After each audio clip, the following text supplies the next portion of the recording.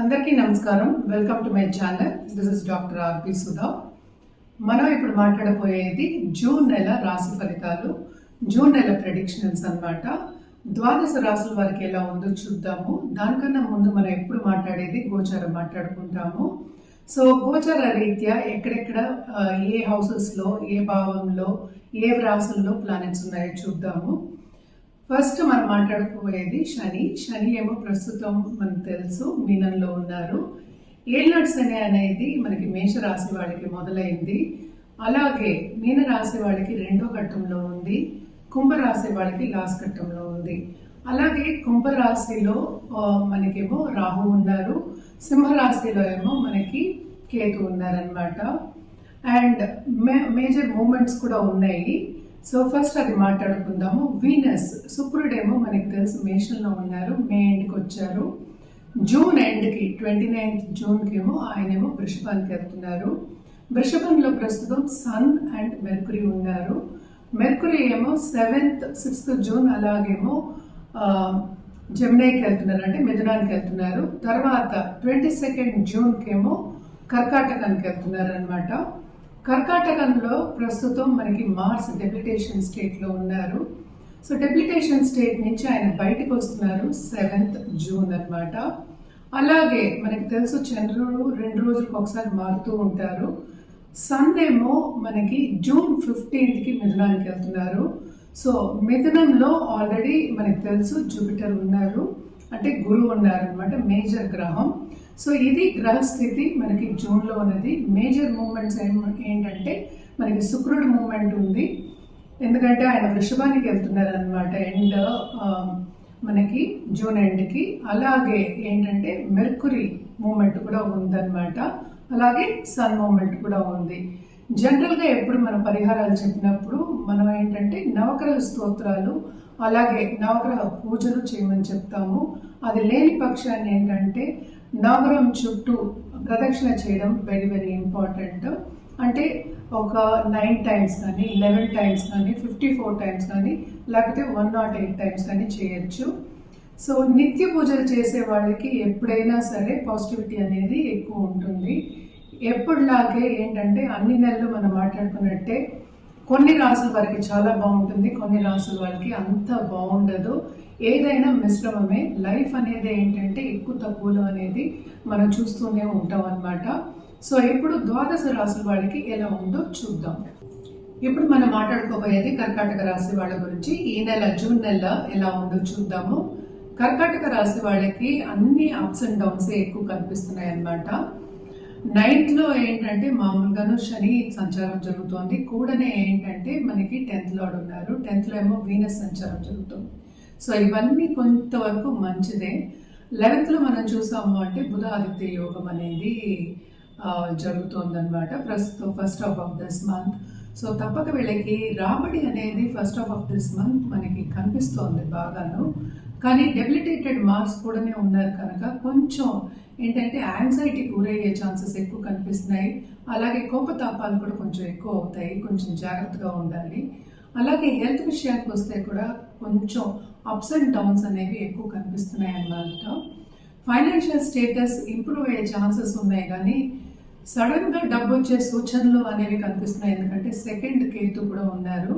So financial situation ups and downs అనేది చాలా ఎక్కువ కనిపిస్తున్నాయి ఈ నెలలో కర్కాటక రాశి వాళ్ళకి. అలాగే మన స్టూడెంట్స్ విషయానికి వస్తే కనుక వాళ్ళకి మాత్రం చాలా బాగుంటుందని చెప్పాలి, ఎందుకంటే మనకి 8th లార్డ్ 9th పడున్నారు. సో భాగ్యం అనేది బాగానే డెవలప్ అయి ఉంది. ఎస్పెషల్లీ ప్రాపర్టీలో ఉన్నవాళ్ళు, రియల్ ఎస్టేట్ రంగంలో ఉన్నవాళ్ళు, క్రయ విక్రయాలు చేసే వాళ్ళందరికీ రాబడి అనేది సడన్గా వచ్చే సూచనలు కనిపిస్తున్నాయి అన్నమాట. బట్ హెల్త్ విషయంలో మాత్రం కొంతవరకు జాగ్రత్తగా ఉండాలి, ఎందుకంటే బాధ్యతలు అనేవి చాలా ఎక్కువ అవుతాయి మీకు. అదొకటి కాకుండాను బాధ్యతల మీద యాంగ్జైటీ అనేది, అంటే ఏంటంటే వర్క్ ప్రెషర్ అనేది చాలా ఎక్కువ ఉంటుంది. సో హెల్త్ విషయం మీద ధ్యాస పెట్టడం అనేది very very important. Personal development మీద ధ్యాస పెట్టడం ఇంకా ఇంపార్టెంట్. అంటే డైట్ ఫాలో అవ్వమని నేను చెప్పడం జరుగుతుంది. అలాగే ఎవరికైనా లోన్స్ ఇవ్వడం అనేది కొంచెం తగ్గించుకోండి, ఎందుకంటే మీరు అనుకున్న టైంకి లోన్స్ అనేవి తిరిగి రావన్నమాట. అలాగే 12th జూపిటర్ ఉన్నారు కనుక తప్పక వీళ్ళు ధర్మక్షేత్రాలు ధార్మిక కార్యక్రమాల్లో పాల్గొంటారు, చురుగ్గా పాల్గొంటారు. అలాగే ఏంటంటే వీళ్ళు దాని మీద విరాళాలు ఇవ్వడం కానీ దాన్ని ఖర్చు పెట్టడం కూడా ఎక్కువే ఉంటుందన్నమాట. సో కొంతవరకు ఖర్చు దగ్గర సేవింగ్ మెంటాలిటీ ఈ మంత్ తెచ్చుకోవడం కర్కాటక రాశి వాళ్ళకి మంచిది. అండ్ కుటుంబ విషయానికి వస్తే కనుక కుటుంబ పరంగా ప్రీవియస్ మంత్స్ మనం చూసినప్పటికీ ఇన్ కంపారిజన్ మనం చేసినప్పటికీ ఈ నెల కొంతవరకు వీరికి ఊరట కలుగుతుంది, బాగానే ఉంటుందని చెప్పాలన్నమాట.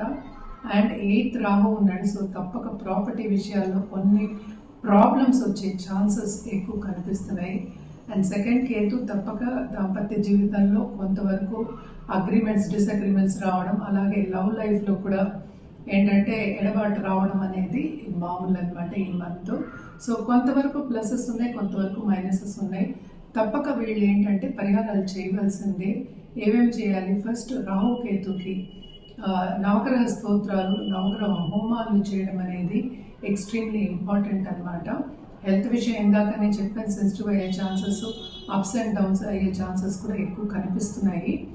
అండ్ ఆల్సో మనం ఎప్పటికైనా సరే ఆదిత్య హృదయం చదువుకోవడము, ఎందుకంటే 2nd లార్డ్ 11th ఉన్నప్పటికీ ఇప్పుడు 12th వెళ్తారు after June 15th. So Aditya హృదయం చదువుకోవడం, అందుకని జనరల్గా నవగ్రహాలని చెప్పేశాను. అలాగే దీపం, ఒక పీపుల్ ట్రీ కింద దీపం వెలిగించడం చాలా చాలా మంచిదన్నమాట. మండే రుద్రాభిషేకం తప్పక చేయించుకోండి, మీకు ఇంకా మంచి జరుగుతుంది. ఇవన్నీ చేసినప్పటికీ కొంతవరకు ఏంటంటే ఈ నెల సాఫీగా గడవడం అనేది, కొంతవరకు ట్రబుల్స్ రాకుండా ఉండడం అనేది జరుగుతుందన్నమాట. అంటే ఏంటంటే నెగటివిటీస్ ఎక్కువ అవ్వకుండా ఉండడం అనేది మనం చూసుకోవాలి. సో తప్పక మీకు ఇంకా వచ్చే కాలం ఫ్యూచర్ ఇంకా బాగుంటుంది. మనం ఇప్పుడు మాట్లాడుకోబోయేది సింహరాశి వాళ్ళ గురించి. జూన్ నెల సింహరాశి వాళ్ళకి ఎలా ఉందో చూద్దాము. కేతు కూడానే ఉన్నారు, 7th రాహు ఉన్నారు, అలాగే 8th ఏమో 7th లార్డ్ ఉన్నారు. సో పార్ట్నర్షిప్ బిజినెస్లో కొంతవరకు ఎడబాటు రావడం కానీ ఆబ్స్టికల్స్ రావడం కానీ మనం ఈ నెలలో చూస్తున్నాం అనమాట. కానీ బుధాదిత్య యోగం ఏమో 10th హౌస్లో జరుగుతోంది. అంటే ఏంటంటే మనకి వృషభంలో జరుగుతోంది అనమాట. దాని తర్వాత మళ్ళా కూడాను ఇప్పుడు మిథునంలో కూడా మనకి సన్ మూవ్ అవుతున్నారు, అలాగే బుధుడు కూడా మూవ్ అవుతున్నారు. సో తప్పక ఏంటంటే వీళ్ళకి చాలా మటుకు ఫైనాన్షియల్ స్టెబిలిటీ అనేది చాలా బాగుంటుంది. అండ్ ఆల్సో మనం చూసాము అంటే గవర్నమెంట్ రంగంలో ఉన్న వాళ్ళకి కానీ పాలిటీషియన్స్ కానీ, ఈ రాశిలో ఉన్న పాలిటీషియన్ కానీ బ్రహ్మాండంగా ఉంటుంది. మంచి ఆపర్చునిటీస్ వస్తాయి. ఆపర్చునిటీస్ తీసుకుని ముందుకెళ్ళి సాగే ఒక ఇదిగా అంటే ఎనర్జీ అనేది ఉంటుంది అనమాట, పాజిటివ్ ఎనర్జీ. సో తప్పక చాలా బాగుంటుంది వీళ్ళకనే చెప్పాలి. అండ్ ఆల్సో మనం చూసాము అంటే వీనస్ కూడా ఇప్పటికీ 9th హౌస్లో ఉన్నారు, అది కూడా ఒక మంచి సంచారమే. 12th మార్చే కొంతవరకు అంత మంచి సంచారం కాదు స్టార్టింగ్ ఆఫ్ ద మంత్, కానీ ఆయన కూడా దిగుతున్నారు కనుక 7th జూన్కి కిందకి దిగుతున్నారు, అంటే సింహానికి దిగుతున్నారు కనుక ఇంకా బాగుంటుంది. వీళ్ళకి భాగ్యం అనేది డెవలప్ అవుతుంది. వీళ్ళ కెరియర్ పాత్లో తప్పక ఇంకా ఉన్నత స్థాయికి వెళ్ళే ఛాన్సెస్ ఉంటాయి, ప్రమోషన్స్ వచ్చే ఛాన్సెస్ ఉంటాయి, అలాగే రాబడి వచ్చే ఛాన్సెస్ ఎక్కువ కనిపిస్తున్నాయి. సడన్గా డబ్బు వచ్చే సూచనలు కూడా కనిపిస్తున్నాయి అన్నమాట. అలాగే మనం చూసాము అంటే 11th జూపిటర్ సంచారం జరుగుతోంది, ఇది కూడా మంచి సంచారమే. ఏది చేసినా వీళ్ళకి లాభాలు చేకూరుతాయి అన్నమాట. తప్పక బిజినెస్ పీపుల్కి బ్రహ్మాండంగా ఉంటుందనే చెప్పాలి. ఎస్పెషలీ ఫారిన్ టచ్ ఉన్న వాళ్ళకి, ఫారినర్స్తో ఎవరైనా బిజినెస్ చేసిన వాళ్ళకి, అలాగే ఏంటంటే కొత్తగా బిజినెస్ స్టార్ట్ చేసిన వాళ్ళకి, కొత్త బిజినెస్ ఆన్లైన్ బిజినెస్ స్టార్ట్ చేసిన వాళ్ళకి చాలా బాగుంటుంది. అండ్ ఆల్సో కమ్యూనికేషన్ రంగంలో ఉన్న వాళ్ళకి కానీ, లేకపోతే ఆర్ట్ రంగంలో ఉన్న వాళ్ళకి, ఎస్పెషలీ ఎక్కువ రావు మనకి చెప్పేది ఎప్పుడైనా కమ్యూనికేషన్ రంగమే. ఈ 2 రంగాల్లో ఉన్న వాళ్ళందరికీ, అంటే యూట్యూబ్ రంగం కానీ టీవీ రంగంలో ఉన్న వాళ్ళకి కానీ తప్పక మంచి పాత్రలు రావడం కానీ, మంచి ఆపర్చునిటీస్ రావడం కానీ, అలా రాబడి రావడం కానీ, దాని మూలాన్ని మంచి పని రావడం, దాని మూలాన్ని ఏంటంటే సాటిస్ఫాక్షన్ రావడం అనేది ఈ మంత్ తప్పక జరుగుతుంది. కొంతవరకు శ్రమ రాసిపెట్టుంది, అష్టపక్షని ఉంది కనుక. సో తప్పక ఇవన్నీ చూసినప్పటికీ కూడా ఎక్కువ ప్లసెసే ఉన్నాయి. సో సింహరాశి వాళ్ళకి చాలా బాగుంటుందని చెప్పాలి. అలాగే స్పిరిచువాలిటీ అనేది ఇంక్రీజ్ అవుతుంది వీళ్ళకి. అండ్ తప్పక వీళ్ళు ఏంటంటే సముద్రపు స్నానం చేయడం కానీ ధర్మక్షేత్రాలు సందర్శించుకోవడం కానీ ఈ నెల తప్పక జరుగుతుందన్నమాట. వీళ్ళు అనుకున్న స్థాయికి పిల్లలు వచ్చే ఛాన్సెస్ కూడా మనం చూస్తున్నాము.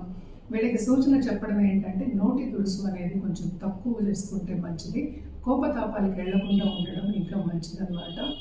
అలాగే మనం చూసామంటే సన్ మూవ్ అయినప్పటికీ 10th నుంచి 11thకి తప్పక గవర్నమెంట్ రంగంలో కాంపిటేటివ్ ఎగ్జామ్ రాసేవాళ్ళకి కానీ ఈ రాశిలో ఉన్నవాళ్ళు అండ్ మంచి సూచనలు కనిపిస్తున్నాయి. ఆపర్చునిటీస్ వస్తాయి, వాళ్ళు అనుకున్నది సాధిస్తారు. అలాగే ఏంటంటే స్టేటస్ అనేది పెరుగుతుంది. అంటే ఏంటి, ఉన్నత వ్యక్తులతో పరిచయం అనేది ఏర్పడుతుంది అనమాట. సో తప్పక ఈ మంత్ అంతా అంటే తరక్కి కోసం, అంటే ముందుకు వెళ్ళడం కోసం సక్సెస్ఫుల్ మంత్ కింద మనం సింహరాశి వాళ్ళకి తీసుకోవచ్చు అనమాట. అండ్ ఆల్సో ఏంటంటే మంచి యోగాలు కూడా ఉన్నాయి కనుక తప్పక రాబడి అనేది కూడా ఎక్కువ వస్తుంది. ఎస్పెషలీ మనం చెప్పినట్టు పాలిటీషియన్స్కి, అలాగే ఏంటంటే ఆన్లైన్ బిజినెస్ చేసే వాళ్ళకి కానీ క్రయ విక్రయాలు చేసే వాళ్ళకి కానీ తప్పక చాలా బాగుంటుంది. కోర్ట్ కేసెస్ ఉన్న వాళ్ళకి మాత్రం చాలా అంటే ఏంటంటే ఆ వాయిదాలు పడుతూనే ఉంటాయి అన్నమాట. కొంచెం జాగ్రత్తగా చూసుకోండి. ఎక్కువ మనం ఏంటంటే యాంగ్జైటీ, ప్రెషర్ అనేది పెట్టుకోకుండా ఉండడం మంచిది. హెల్త్ చూసుకోవడం అనేది ఎక్స్ట్రీమ్లీ ఇంపార్టెంట్. దాంపత్య జీవితంలో కూడా కొంతవరకు అనుకూల పరిస్థితి అనేది నెలకొంటుంది, కొంచెం బెటర్ అవుతుంది ప్రీవియస్ మంత్స్ కింద. సో ఈ మంత్ అంతా ఒక ఎంజాయబుల్ మంత్ కింద తీసుకోవాలి అండ్ సక్సెస్ వైపు నడిచే ఒక మంత్ కింద తీసుకోవాలన్నమాట ఎవరికి, సింహరాశి వాళ్ళకి. మనం పరిహారాల విషయానికి వస్తే కనుక తప్పక సండే ఆదిత్య హృదయం చదువుకోవడం చాలా మంచిదన్నమాట. అలాగే సన్ గాడ్కి అర్ఘ్యం ఇవ్వడం కూడా చాలా మంచిది. ఇవన్నీ చేసుకున్నప్పటికీ మీకు ఇంకా బాగుంటుంది.